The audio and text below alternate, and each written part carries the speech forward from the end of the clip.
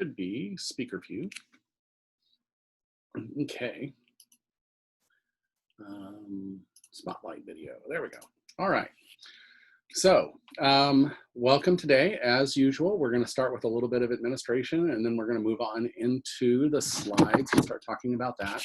Go ahead, and if you have questions, please put them in the Zoom chat room so that I can see them. And Daniel, of course, will be monitoring that to make sure that I answer your questions as quickly as I can. So for today, you'll see that the homework is up and running in Top Hat today. It is 25 questions for 25 points. It covers chapters 12 and 13. So if you see a question you don't quite recognize, that might be because we haven't got to that lecture yet, but that's okay. It's not due until Thursday at midnight. After Thursday at midnight, you will be able to go and review and see what you got right and what you got wrong, and you'll have time to use that information before our exam on Friday at noon. Okay. Again, we're going to have a mock test exam tomorrow afternoon, so please try to get in early on tomorrow and set up for that exam. I'm going to send out instructions for the mock exam. What they recommend for Top Hat is to, restart your computer and have only Google Chrome open, and then open the system and make sure that way you can eliminate things that are chewing up your memory and chewing up your bandwidth. And so I'll send those recommendations out tomorrow before the mock exam. So you'll be able to do that before our class and be able to do that for the mock exam as well. Our first group project will be the second half of Thursday's lecture, and I will email out those instructions Thursday morning. And then we'll have our first exam over chapters 12 and 13, which is the alcohols from carbonyl compounds and conjugated dienes, etc. And that'll be on Friday. And so then after that, we will have I actually ended up having to have a meeting at 2:30, so I won't be able to do a half-hour happy hour this week. So that being said, you will notice that I have uploaded to both tracks and to Canvas a schedule of proposed lectures of what chapters we're going to cover which days. I've also uploaded a full set of annotated slides for each chapter. And then I've also uploaded what I call the video slides, which is each section, they're broken into the section and they're blank. So you can follow along with those if you want to like download those as PDFs and annotate as you go, or if you want to print them and annotate as you go, whatever you choose to do. I just have both of those available to you to have a full set of complete and everything's right and all the names are right and everything's spelled right, I hope. And then the set that is the ones that I'm writing on live. And so there could be mistakes, and I hope not, but I hope to minimize them. But, I am by no means perfect, so I, double check on the other ones every once in a while. So that being said, I think that covers, and also the current updated syllabus is also there. Daniel has also put on an SI resources file in both of those locations. And so double check that if for SI resources for those additional sessions, okay? All right, that being said, let's go ahead and start sharing and doing the part 3 and 4 of chapter 12. All right, I'm gonna start sharing.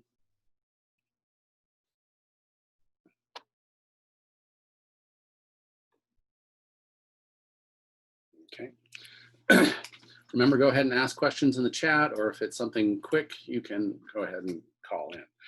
All right, so what we started with in chapter 12 was talking about the carbonyl and the different classes of carbonyl compounds that we have. And now we're going to look at another type of reaction we can do, and that's using organometallic reagents to do addition and substitution reactions on carbonyl compounds. Okay, so let me first talk a little bit about what organometallic compounds are. As the name suggests, suggests it's a carbon-based compound, specifically carbon and hydrogen-based, but it also has a metallic component or a metal bonded to it. So in general, we have something that looks like a, there we go, okay, good. A carbon,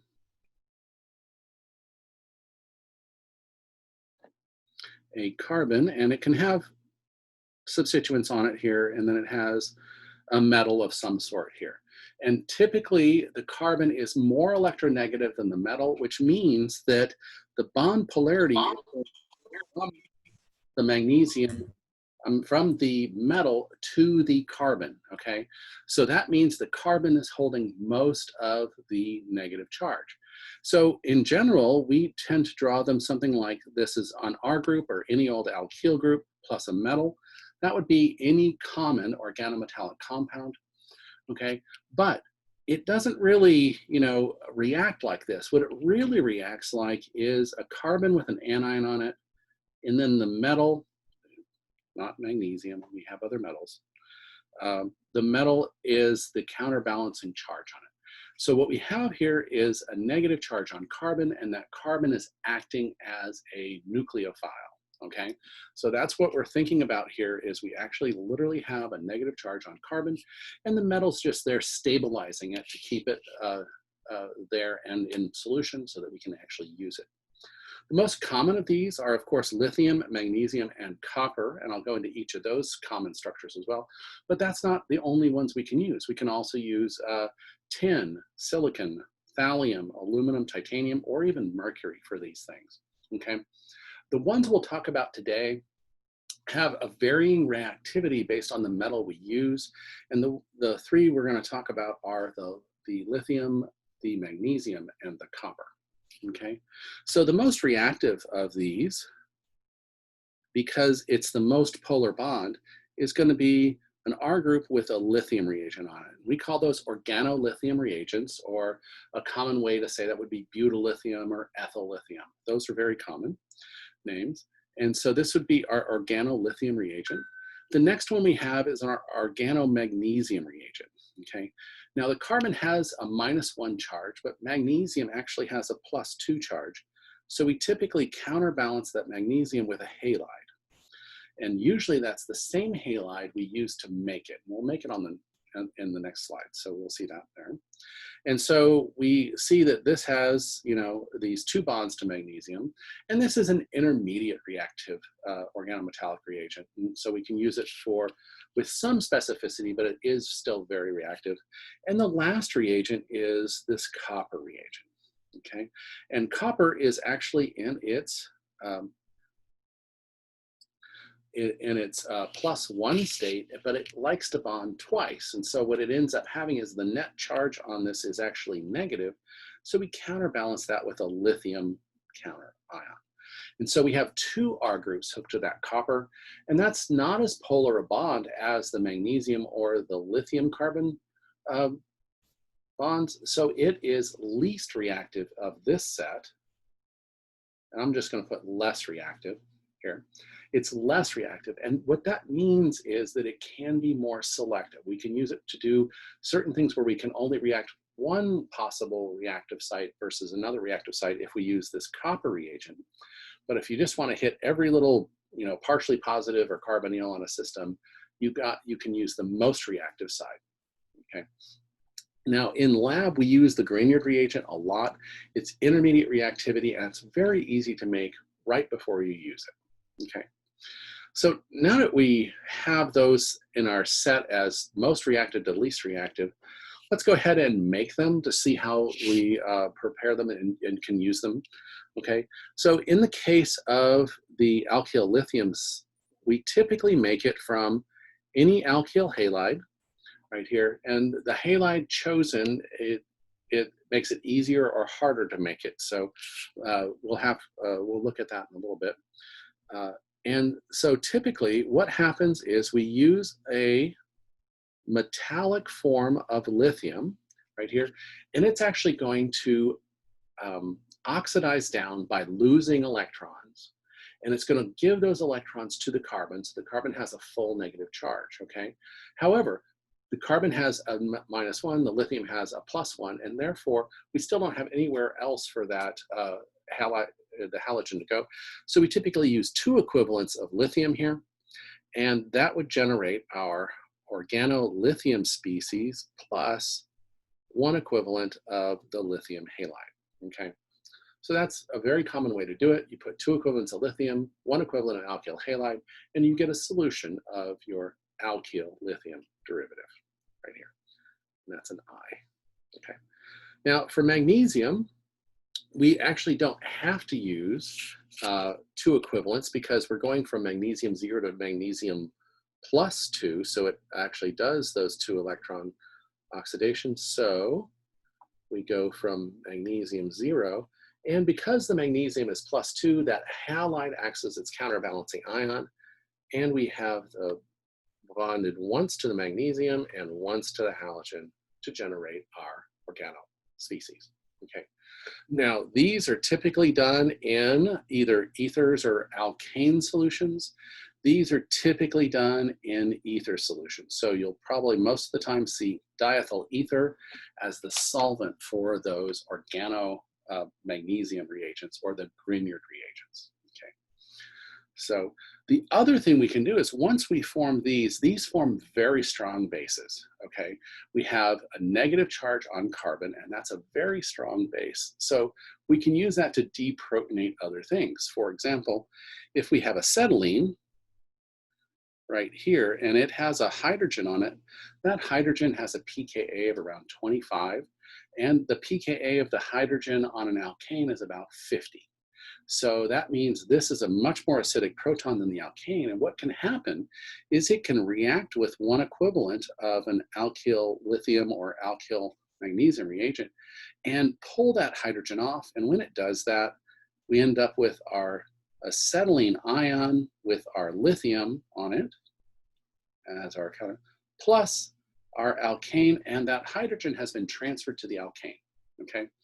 So why this works is the fact that the pKa of this hydrogen is 50, and the pKa of this hydrogen is 25, okay? Making this the weaker acid, this is the stronger acid. So it goes, the equilibrium lies in this direction, giving us our acetylide ion from our corresponding terminal alkyne, sorry.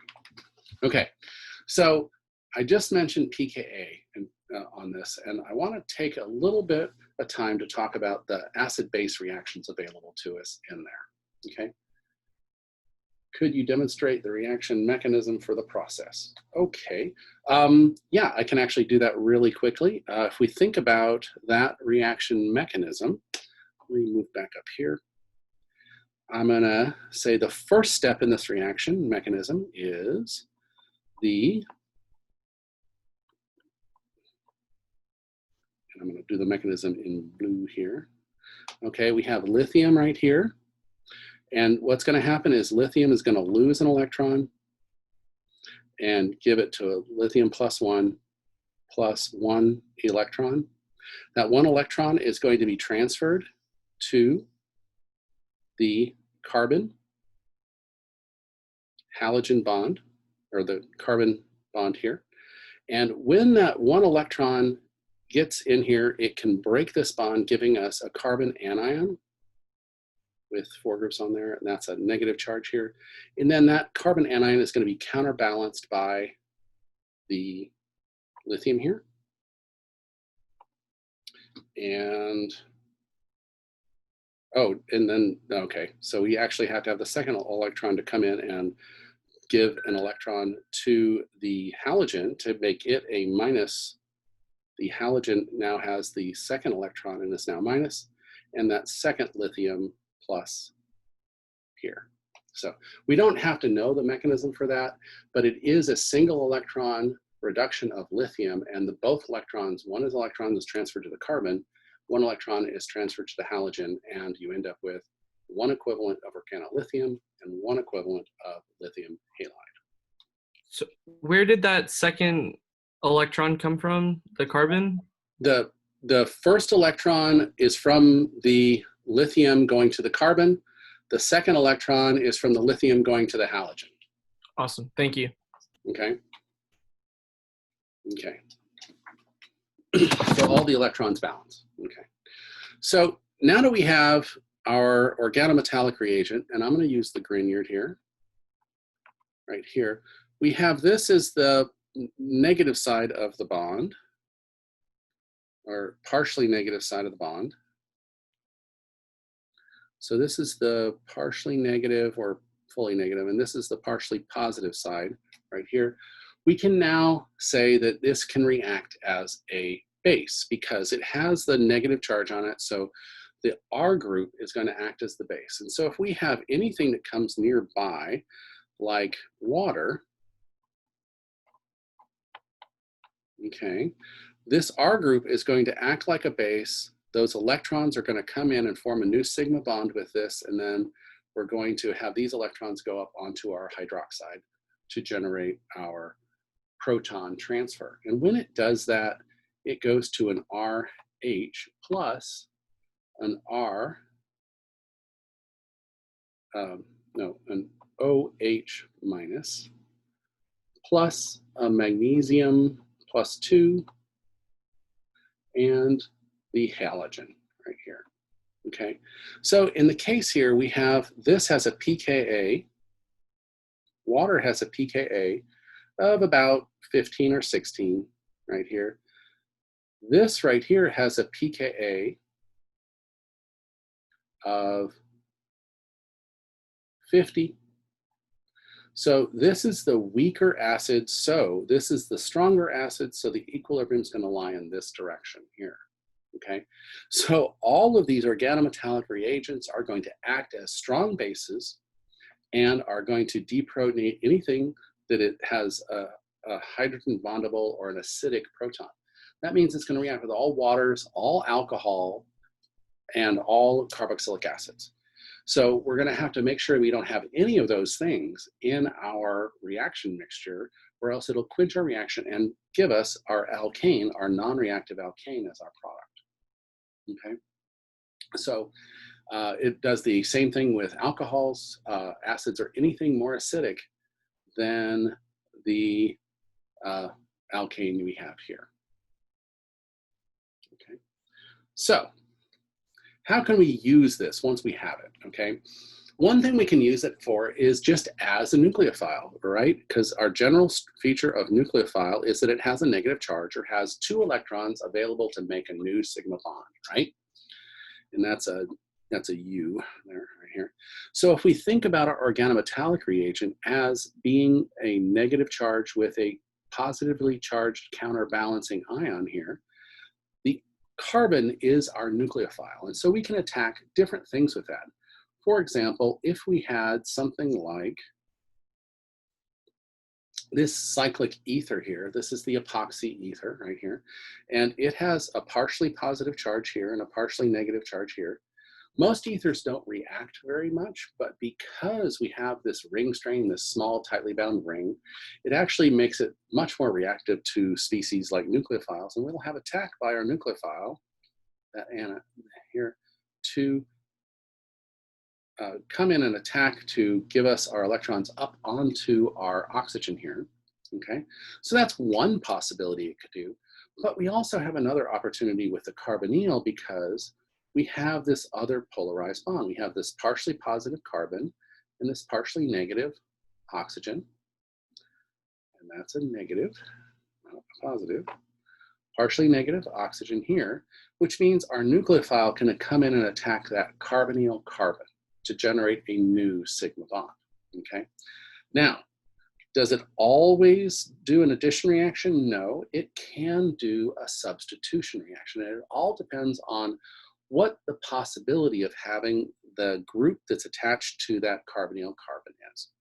Okay, so for example, let's do our carbonyl carbon with just some R group here, and let's call this group W. We don't know what it is. It could be a hydrogen, it could be a carbon, it could be something else, okay? So the first step in our reaction mechanism is to have attack of the nucleophile on that partially positive carbon right here to generate our intermediate tetrahedral state with a charge on that carbonyl oxygen.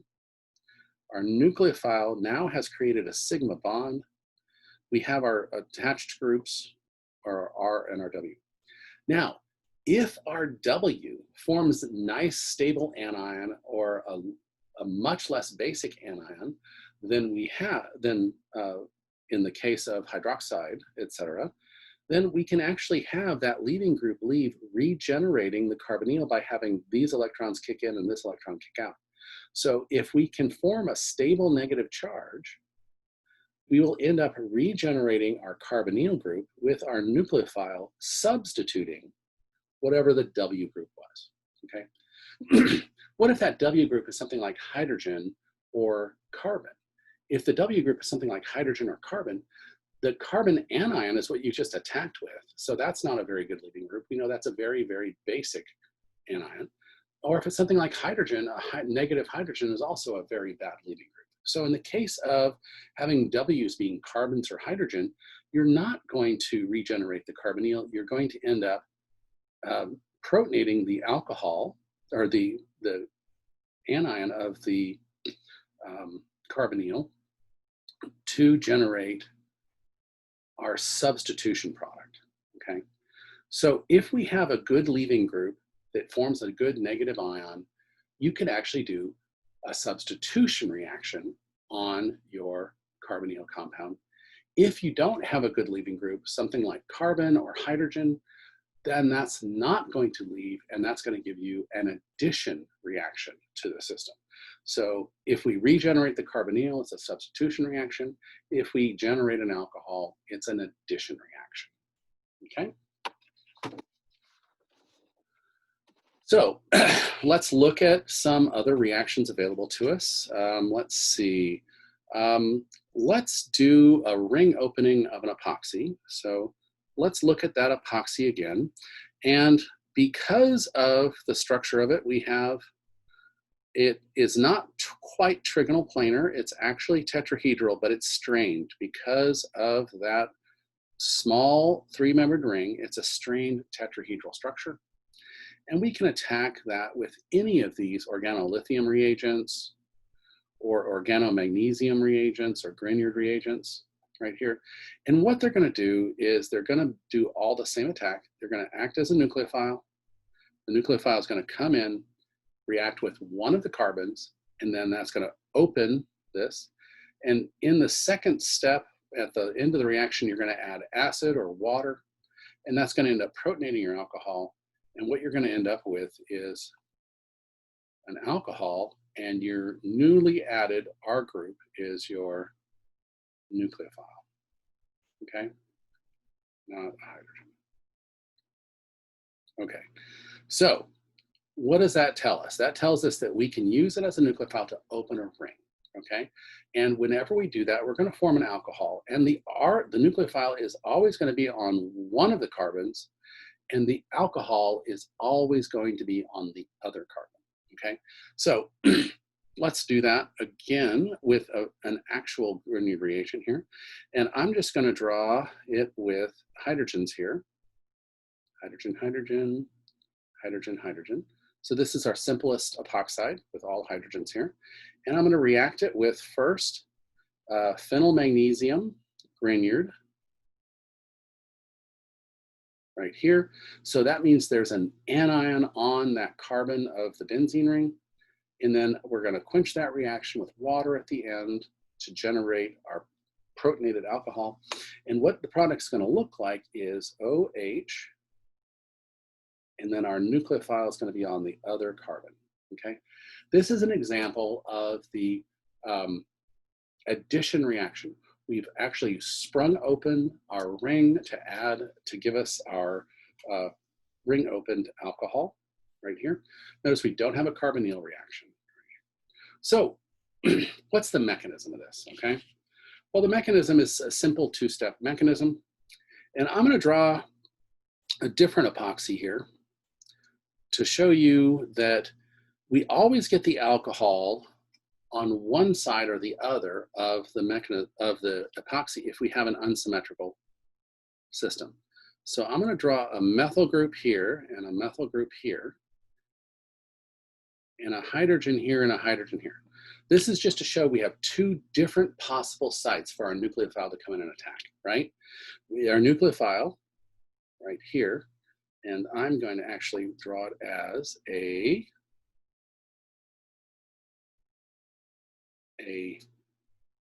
propyl lithium reagent right here. Right here. So this is our anion right here, and we have a 3-carbon chain right here. So our nucleophile can come in and attack this carbon or this carbon. Okay. So just based on the idea you have 2 methyl groups there, that's starting to look like it's really kind of crowded. It's sterically crowded. So whenever we have attack by these nucleophiles on an epoxy, you are always going to attack the less substituted side.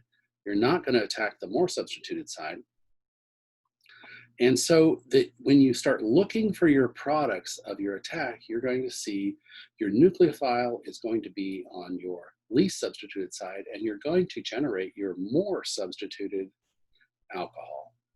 So let's draw what that product would look like right here. Carbon here, OH, methyl group, and then I'm going to draw our propyl group hanging off here and show you where my 2 hydrogens are. Okay, so the first step is going to be attacked by the nucleophile to generate that anion right here. The second step is going to be reaction with water to protonate this alkoxide or the salt of the alcohol to give us our final product.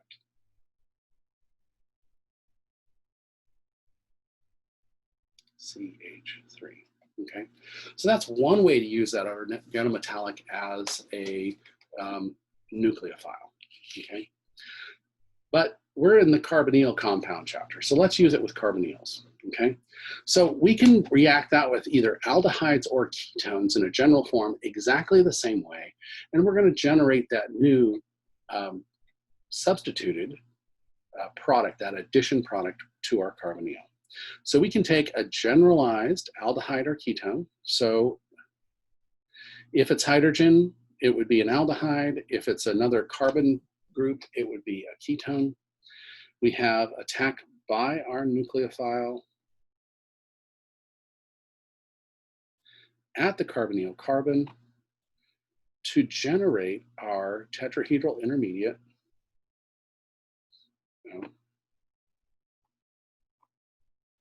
Right here, our R group, our H or R, and then of course our nucleophile makes our new sigma bond.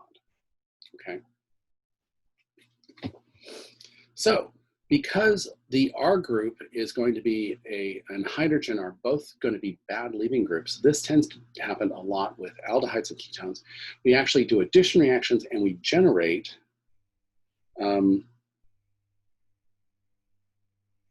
after acidification or after treating with water, we generate alcohols. And we can actually generate primary, secondary, or tertiary alcohols with this system. Okay, so, so we call it an addition reaction because we're actually adding the nucleophile and the acidic hydrogen at the end of the reaction across that carbonyl compound to generate our new alcohol. Okay, so the mechanism is pretty much the same as before. We have our carbonyl compound, and here I'm just going to draw an R, and we have attack by our nucleophile here, and actually let me draw an actual nucleophile. I'm going to draw a methyl grignard now, CH3 MgBr. These electrons are going to come in here to generate our tetrahedral intermediate with our alkoxide, our R group, and our methyl group now. right here. And then we're going to quench that with water to regenerate our alcohol. To generate our new alcohol. Okay, so it doesn't matter what the nucleophile is. You can use this, you can use an acetylide, you can use a lithium reagent, you can use that copper reagent. They're all going to react with aldehydes and ketones to generate alcohols from the system. Okay, so I said you can generate primary, secondary, or tertiary alcohols from this. Let me show you how to do that. You have to pick your reagent to be able to generate them differently. So let's start with a ketone here. Let's just start with something simple like acetone. And then we're going to use let's do an ethyl lithium reagent right here.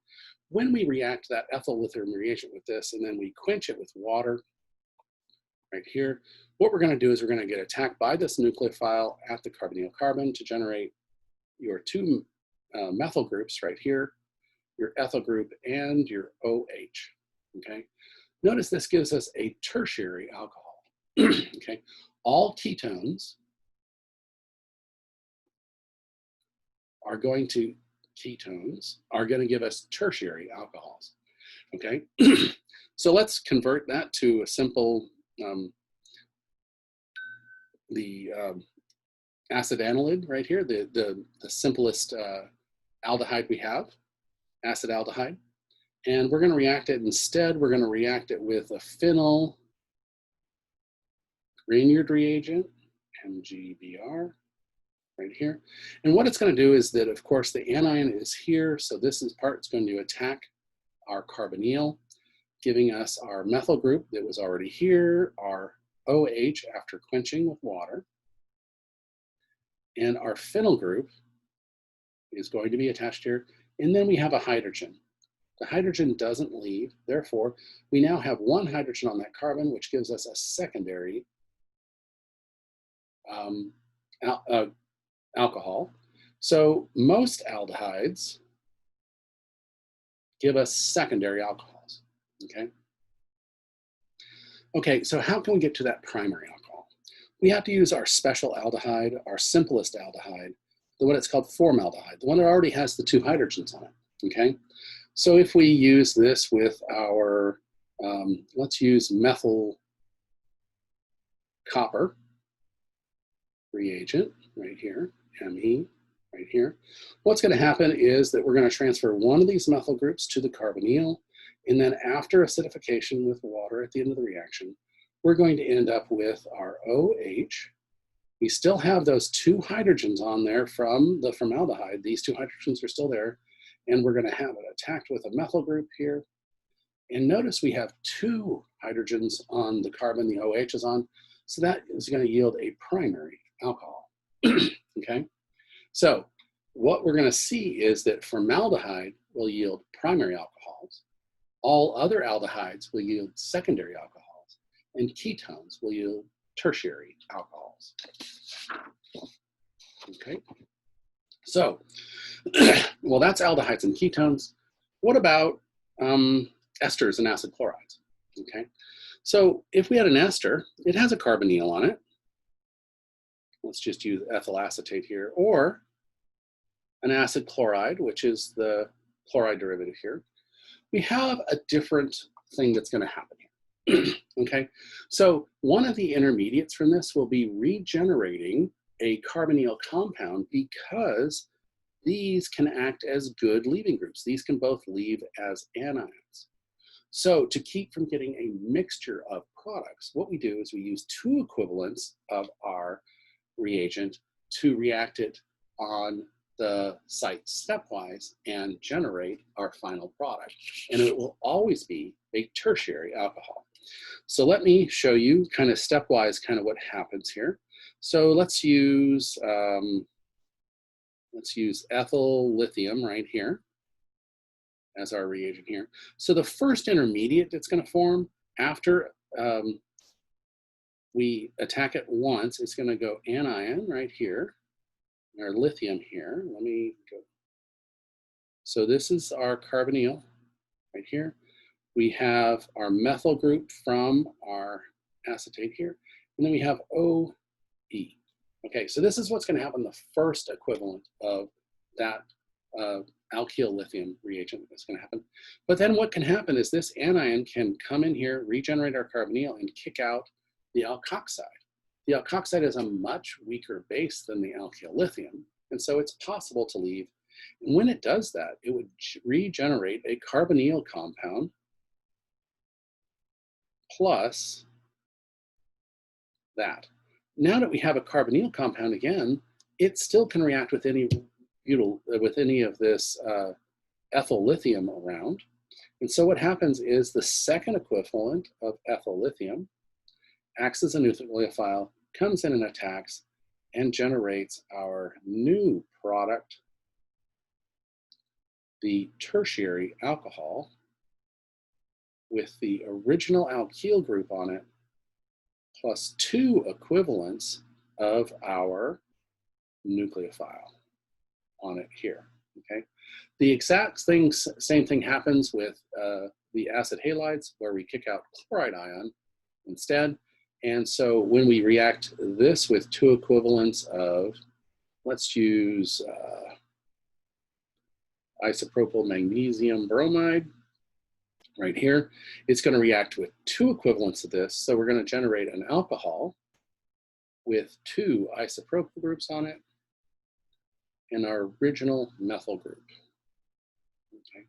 So these are our original atoms from our original starting material here, and then our blue ones are the ones we added with our nucleophile. Okay, so any questions about reacting carbonyl compounds with organometallic reagents? Yes. Can you explain that the bottom right, essentially the second alcohol that was created from the second lithium? Okay, so because we could lose, because these electrons, let me do it in red now so you can follow where I'm going. So we had this anion here generated from our intermediate here, okay? So our first attack by our lithium reagent created our new sigma bond right here, and when it did that, it lifted an anion on this oxygen here, okay? Now, most of the time in the reaction, we add water and reacidify that alcohol. But in this case, what can happen, because we can have these electrons come in and these electrons kick out, if it does that, it would generate 1 equivalent of this alkoxide and another carbonyl compound. You have a carbonyl compound in the presence of a nucleophile, it's going to react, okay? So the second equivalent, this is the second equivalent right here, is going to come in and attack that carbonyl generated by losing this alkoxide from our intermediate. Okay. Does that make sense? Yes, sir. Thank you. Okay. And in the case of this, chloride is our decent leaving group, because it likes being an anion, so it's a good leaving group for our system. Okay. Thank you. Okay, that is the end of 12.3, and so if we can, we're right about 12:40. So what I'm going to do now is I'm going to stop recording and open up for questions, and then we'll take a break.